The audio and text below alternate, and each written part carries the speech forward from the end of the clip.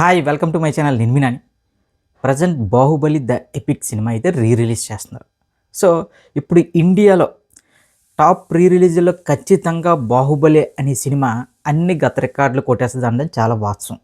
ఇప్పుడు ప్రజెంట్ తెలుగు రాష్ట్రాల్లో గబ్బర్ సింగ్, కలేజా అంటే రిలీజ్లో కూడా ఎక్కువ డబ్బులు ఎక్కువ గ్రాస్ కొట్టిన సినిమాలు. ఇక ఇండియా వైడ్గా తీసుకుంటే సనం తెరీ కసం, ఇక విజయ్ గారి గిల్లీ, ఇక కలేజా, నెక్స్ట్ గబ్బర్ సింగ్. ఇవేంటంటే ప్రజెంట్ ఇండియాలో రిలీజ్ అయిన తర్వాత ఎక్కువ కోట్లు కొల్లగొట్టిన సినిమాలు ఇవి. సో ఇప్పుడు బాహుబలి ది ఎపిక్ అంటే బాహుబలి పార్ట్ 1 పార్ట్ 2 రెండు కలిపి ఒక్క సినిమాగా రిలీజ్ చేస్తున్నారు మన రాజమౌళి గారు. సో ఇప్పుడు ఈ సినిమా ఖచ్చితంగా గత రికార్డులన్నీ తుడిచిపెట్టి ఆల్మోస్ట్ ఒక కొత్త సినిమా రిలీజ్ అయితే ఎలాంటి ఇంపాక్ట్ ఇస్తుందో అలాంటి ఇంపాక్ట్స్ బాక్స్ ఆఫీస్ ముందైతే చూపిస్తుంది అని చెప్పి ట్రేడ్ వర్గాలు అయితే మాట్లాడుకున్నాయి. ఓకే, ఇదంతా బాగానే ఉంది.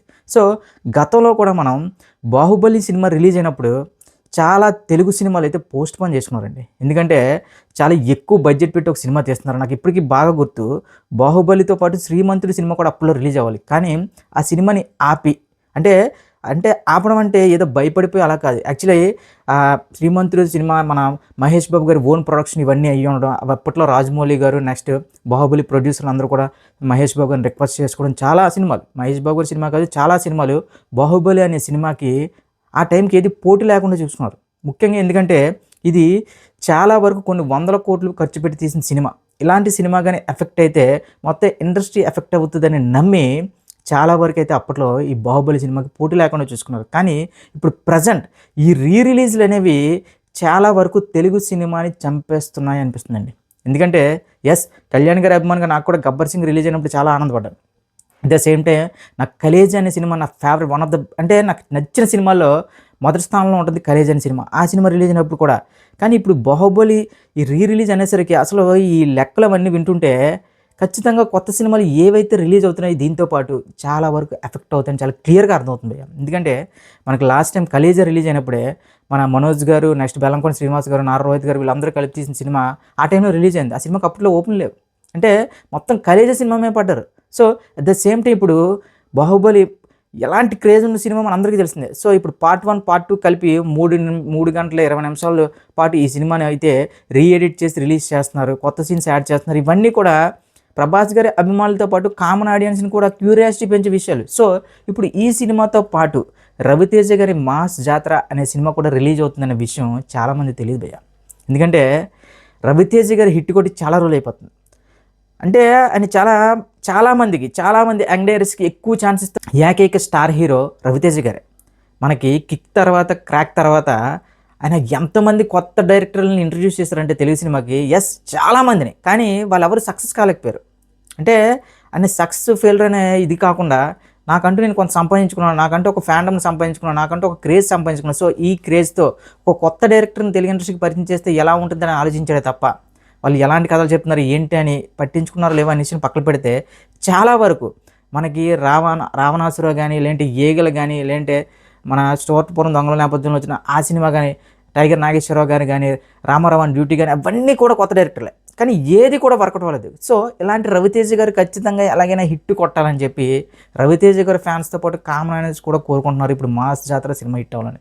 సో ఇలాంటి సమయంలో ఇప్పుడు ఏదైతే బాహుబలి ది ఎపిక్ మళ్ళీ రిలీజ్ అవ్వడం ఖచ్చితంగా రవితేజ గారి సినిమా మీద మాత్రం ఇంపాక్ట్ అయితే ఉంటుంది భయ్య. ఎందుకంటే ఏది కాదనుకున్నా సరే ఇప్పుడు ఫస్ట్ చాయిస్ అందరిది అదే, సోలేగా రవితేజ గారి సినిమా వచ్చి ఉంటే ఫస్ట్ చాయిస్ మనకు అదే ఉంది. కానీ ఇప్పుడు ప్రతి ఒక్కరు కూడా బాహుబలి ద ఎపిక్ ఖచ్చితంగా దానికే ఫస్ట్ చాయిస్, దాని తర్వాతే మాస్ జాతర. అది మాస్ జాతర ఒక మంచి టాక్ వస్తే తప్ప ఈ బాహుబలి ద ఎపిక్ ముందు అయితే నిల్చోలేదు. సో దీన్ని బట్టి అర్థమవుతుంది ఏంటంటే మనం ఏంటంటే ఈ మూవీ రూల్స్, ఐబొమ్మ ఇవన్నీ కూడా తెలుగు సినిమా ఇండస్ట్రీని నాశనం చేసేస్తున్నాయి, తెలుగు సినిమా ఇండస్ట్రీని ఎదుగుదలను అడ్డుకుంటున్నాయి అంటే అలాంటి మాటలు మాట్లాడుతున్నారు. నెక్స్ట్ అది ఎస్ 100% అది వాళ్ళు చెప్పేది నిజమే. కానీ ఇప్పుడు ఈ రిలీజ్ల వల్ల ఈ కొత్త సినిమాలు ఇప్పుడు రవితేజ గారు లాంటి హీరోలు, లేదంటే ఎవరైతే కొత్త డైరెక్టర్స్ ఉంటారో వాళ్ళు కూడా ఎఫెక్ట్ అవుతున్నారేమో నాకు డౌట్ వస్తుంది. అంటే ఎంత కాదనుకున్నా సరే ఖచ్చితంగా మాస్ జాతర సినిమాకి మాత్రం ద ఎపిక్ బాహుబలి దెబ్బతి చాలా స్ట్రాంగ్గా ఉంటుంది. సో ఇదేదో ఓకే, మన ప్రభాస్ గారు బర్త్డే రోజు రిలీజ్ చేసిన బాగుంది కదా, కనీసం సరిపోతుంది. కానీ ఇది ప్రీ ప్లాన్డ్గా సినిమా ఖచ్చితంగా ఈ సినిమాతో మరొక 100 కోట్లు గ్రాస్ కొట్టాలి అని మరి అనుకుంటున్నారో లేదు. ఎస్, ఎవరికైనా డబ్బులు సంపాదించాలని ఉంటుంది, కానీ ఇతరుల గురించి మాట్లాడతారు కదా, తెలుగు సినిమా ఇండస్ట్రీని చంపేస్తున్నారు, పైరసీ చేస్తున్నారు, ఇది చేస్తున్నారు. అలాంటప్పుడు ఒక కొత్త సినిమా రిలీజ్ అయినప్పుడు ఈ రిలీజ్ సినిమాలు ఎందుకు రిలీజ్ చేయడం?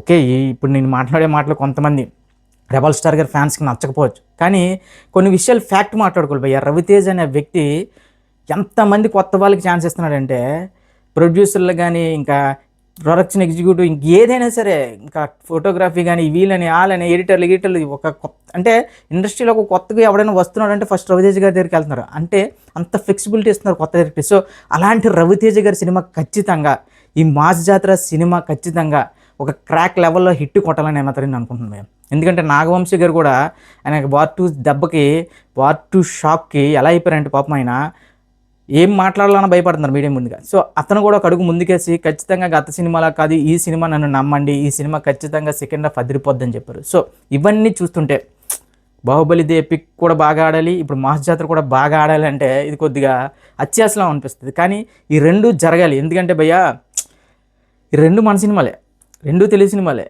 కానీ ఇప్పుడు ఒకటి రిలీజ్ సినిమా, ఒకటి మాస్ జాతర సినిమా. నా వరకు వస్తే మాత్రం నేను ఫస్ట్ చాయిస్ మాత్రం నాది మాత్రం మాస్ జాతరే. మాస్ జాతర తర్వాతే బాహుబలి ఎపిక్కి వెళ్తాను.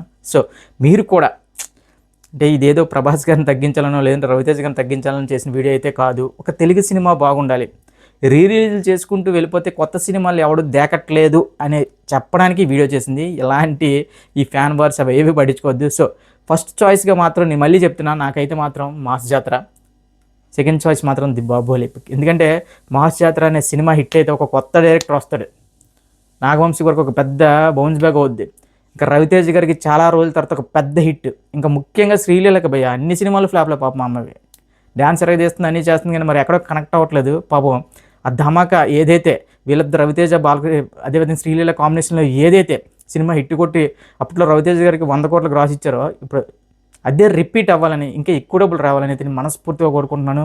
రవితేజ్ గారి ఫ్యాన్స్ మాత్రం మాస్ జాతర అనే సినిమా మళ్ళీ ఒక క్రాక్, ఒక ధమాకా, ఒక రాజా ది గ్రేట్ ఆ లెవెల్ సినిమా అవ్వాలని అయితే నేను మనస్ఫూర్తిగా కోరుకుంటున్నాను భయ్య.